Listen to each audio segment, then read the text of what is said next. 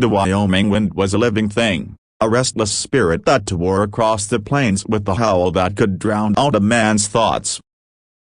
It carried grit that stung the skin and a chill that sank into the bones, no matter how many layers you wore. Caleb Holt stood on the sagging porch of his ranch house, one calloused hand gripping the rail as he squinted into the fading light of the horizon. The sun was a thin, blood-red sliver sinking behind the distant mountains, painting the sky in hues of fire and bruise. His other hand rested on the handle of the chipped coffee mug, the contents long gone cold. At 42, Caleb's face was a map of hard years, lines etched deep from squinting against the sun, from nights spent wrestling with loneliness, from a life that gave little and took much. His dark hair, streaked with gray, was shoved under a weathered Stetson, and his denim jacket hung loose on a frame made lean by labor. The ranch was his world, a sprawling patch of dust and grass dotted with cattle, its boundaries marked by barbed wire and stubborn pride. But it was a quiet world, too quiet, save for the wind and the occasional lowing of the herd. The solitude had become a companion of sorts, familiar if not welcome, and Caleb had long since stopped imagining it could be otherwise. Until the knock came. It was faint, almost swallowed by the wind's wail, but it jolted him. He set the mug on the rail, his brow furrowing. Visitors were rare out here. His nearest neighbor was 20 miles away, and the town of Bitter Creek was a good hour's ride. He crossed the creaking porch boards and opened the door, the hinges groaning in protest. A woman stood there, small and shivering, her figure half hidden in the gathering dusk. She wore rags, scraps of fabric that might once have been a dress but were now little more than tatters clinging to her frame. Her dark hair was matted, falling over her face in clumps, and her bare feet were crusted with dirt and cracked from the cold earth. Her hands were clasped tightly in front of her, knuckles white, and her shoulders hunched as if bracing for a blow. But her eyes, visible through the curtain of hair, were sharp, a mix of fear and defiance that caught Caleb off guard. She didn't speak, just stood there, as if waiting for him to decide her fate. "Who are you?" His voice came out rougher than he meant, rusty from disuse. He hadn't spoken to anyone but his horses in weeks. "Anna," she said, her voice low, barely carrying over the wind. "Annotate." She hesitated, then added, "I got nowhere else to go." Caleb studied her, his eyes narrowing. She was younger, maybe mid-20s, but hardship had aged her beyond her years. Her face was gaunt, cheekbones sharp under smudges of dirt, and her lips were chapped, cracked at the corners. She didn't look like a beggar, not exactly, but there was a desperation in her stance, a brittleness that suggested she was one wrong word away from breaking. He'd seen her kind before, or close enough. Folks chewed up by life, spat out onto the plains to fend for themselves. Runaways, outcasts, survivors of things they didn't talk about. He glanced past her, scanning the darkening landscape for any sign of pursuit, a husband, a posse, trouble in any form. The plains were empty, stretching endless and indifferent under the dying light. "What do you want?" he asked, crossing his arms. His tone wasn't cruel, but it wasn't warm either. He had no business taking in strays, not when he could barely keep the ranch afloat. Anna's jaw tightened, and for a moment, he thought she might turn and walk back into the dusk. But she squared her shoulders, her gaze meeting his. "A place to stay," she said. "Just for a night or two. I'll work for it. I'm not asking for charity." Her voice had an edge, not defiance exactly, but a stubbornness that reminded Caleb of himself in younger days, when he'd staked this land with nothing but a horse, a rifle, and a fool's dream. He should have sent her away. The ranch was no place for a woman like her, half-starved and haunted, with no clear story and no clear future. He had enough problems. The cattle prices were down, the well was running low, and winter was coming fast. But something in her eyes held him, a flicker of resilience that stirred a memory he couldn't quite place. Maybe it was the way she stood her ground, despite the rags and the cold and the weight of whatever she was running from. Or maybe it was the loneliness in him, whispering that one more soul in this empty place might not be the worst thing. He reached into his pocket, fingers closing around a rusted key he hadn't touched in years. It belonged to the bunkhouse out back, a squat cedar shack he hadn't bothered with since his last hard hand left a decade ago. He held it out, the metal catching the last of the sunlight. "Bunkhouse," he said gruffly. "It's not much. It leaks in the rain, and the stove's finicky. But it's got a bed and blankets. You work, you eat. No handouts." Anna's eyes widened, a flash of surprise breaking through her guarded expression. She reached for the key, her fingers trembling but careful not to brush his.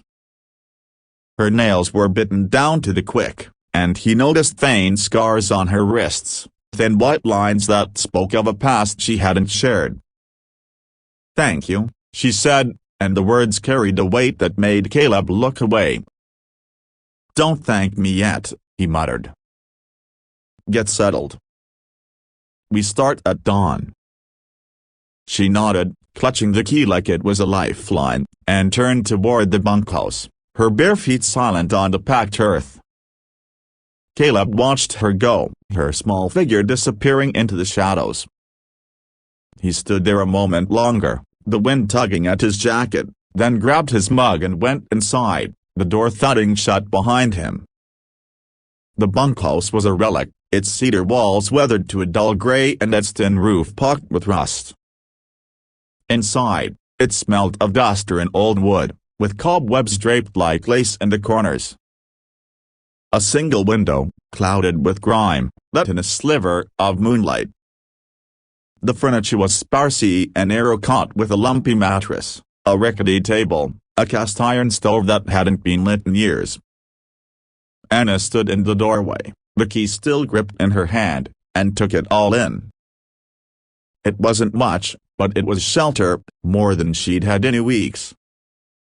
She stepped inside, her bare feet cold against the rough floorboards, and set to work. By the time Caleb rose at dawn, Anna was already up. He spotted her from the kitchen window, hauling a bucket of water from the well with the determination that belied her slight frame. Her rags hung loose, but she moved with purpose, her shoulders set as if proving something to the world. Caleb sipped his coffee, watching her through the steam. He hadn't expected her to last the night, let alone be up before him, working without being told. He pulled on his boots and headed out, the morning air sharp in his lungs. "You know how to mend a fence?" he asked, approaching her as she set the bucket down. She wiped her hands on her rags, leaving streaks of dirt. "I can learn." He grunted, not sure if he was impressed or skeptical. "Follow me." The day passed in a blur of labor. Caleb showed her the basics of how to string barbed wire, how to check the posts for rot, how to spot the sick cow from the way it moved. Anna listened intently, her hands quick despite their inexperience. She didn't complain, not when the wire bit into her palms or when the sun baked her skin red. By noon, her face was flushed, and sweat plastered her hair to her forehead, but she kept pace with him, her silence a kind of stubborn pride. They ate lunch on the porch, a hardtack and beans, nothing fancy. Caleb watched her out of the corner of his eye, noting how she ate carefully, like she was savoring every bite. He wondered how long it had been since she'd had a proper meal, but he didn't ask. Her past was her business, just as his was his own.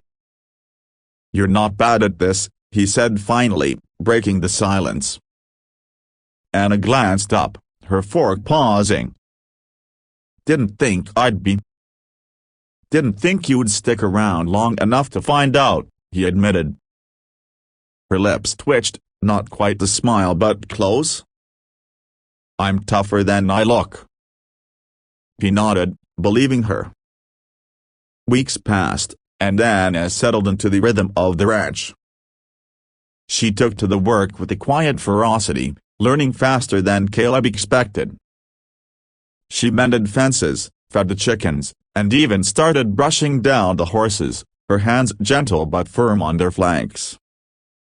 The rags she'd arrived in were gone, replaced by an old flannel of Caleb's and a pair of jeans she'd patched herself with needle and thread she found in the bunkhouse. Her face filled out, her cheeks less hollow, and her eyes lost some of their wariness, though the scars on her wrists remained, faint but ever-present. Caleb didn't pry. He caught glimpses of her story and the way she flinched at sudden noises or the way her gaze darted to the horizon, like she was still expecting someone to come for her. He figured she'd talk when she was ready, or not at all. Either way, he didn't mind her company. The ranch felt different with her three, less like a prison, more like a home. He found himself looking forward to their evenings on the porch, sharing coffee and silence as the sun sank. She didn't fill the quiet with chatter, and he appreciated that. It was a rare thing, finding someone who understood the value of stillness. One evening, as the sky burned orange and purple, Anna sat on the porch steps, her patched jeans dusty from the day's work. Caleb handed her a tin mug of coffee, the steam curling in the cooling air. They sat like that for a while, the wind softer now, carrying the scent of sage and earth. "Why'd you give me the key?" she asked suddenly, her voice cutting through the quiet. Caleb leaned back, his boots scuffing the porch. He'd asked himself the same question 100 times since that first night. "Seemed like you needed it more than me," he said finally, his eyes fixed on the horizon. Anna nodded, her fingers tracing the rim of her mug. "I was running," she said after a long pause. "From a man who thought he owned me. Thought I'd die out here before I went back." Caleb's jaw tightened, his grip on his mug whitening his knuckles. He'd suspected something like that, but hearing it stirred a quiet anger in him. He didn't know the details, didn't need to. The scars on her wrists told enough. "You're here now," he said, his voice steady. She glanced at him, and this time, her smile was real, small but genuine. "Yeah. I am." That night, Caleb lay awake in his narrow bed, the wind rattling the window panes. The ranch was still a hard place, full of endless chores and uncertainties, but it felt less empty now. Anna's presence had shifted something in him, like a stone dislodged from a riverbed, letting the current flow freer. He didn't know what her future held, or his own, but the key he'd given her had unlocked more than just the bunkhouse door. It had opened a crack in the walls he'd built around himself, letting in a sliver of light he hadn't known he needed. In the bunkhouse, Anna slept soundly for the first time in months, the key tucked under her pillow. Her dreams were no longer filled with footsteps chasing her or hands that wouldn't let go. The ranch was rough, the work brutal, but it was hers now, a new life carved from dust and determination. And for the first time, she believed she could keep it.